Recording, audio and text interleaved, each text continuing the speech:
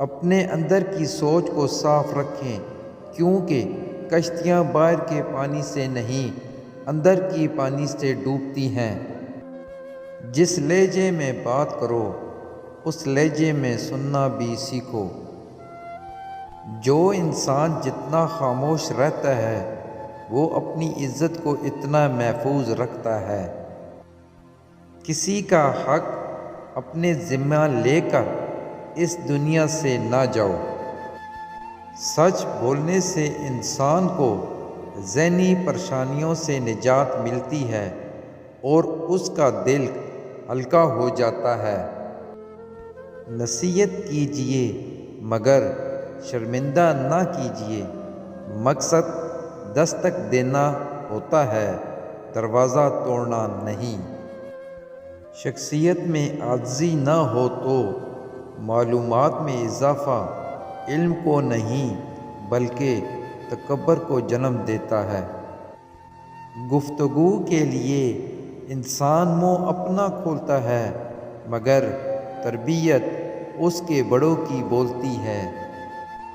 کمزور بدلہ لیتے ہیں اور مضبوط لوگ معاف کرتے ہیں اور سمجھدار لوگ نظر انداز کرتے ہیں۔ کسی انسان کی خوبی پہچانو اور اسے بیان کرو، لیکن اگر کسی کی خامی مل جائے تو یہاں تمہاری خوبی کا امتحان ہے۔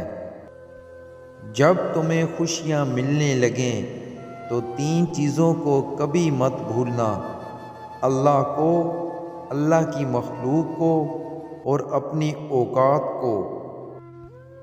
لوگوں کے دل آپ صاف نہیں کر سکتے، مگر اپنا دل صاف رکھنا آپ کے اپنے اختیار میں ہے۔ رشتوں کو اتنا غلطیاں کمزور نہیں کرتی جتنا غلط فہمیاں کرتی ہیں۔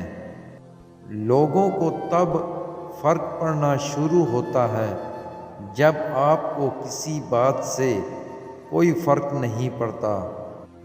زمین عقل مندوں سے تو بھر گئی لیکن درد مندوں سے خالی ہے۔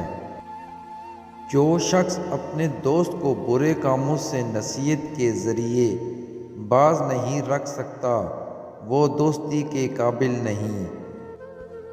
گہری باتیں سمجھنے کے لیے گہرا ہونا پڑتا ہے اور گہرا ہونے کے لیے گہری چوٹیں کھانی پڑتی ہیں۔ 3 لوگ جب آپ کے سامنے بات کر رہے ہوں تو انہیں مت روکیں: والدین، بچہ، غمزدہ انسان، کیونکہ ان کا دل بول رہا ہوتا ہے۔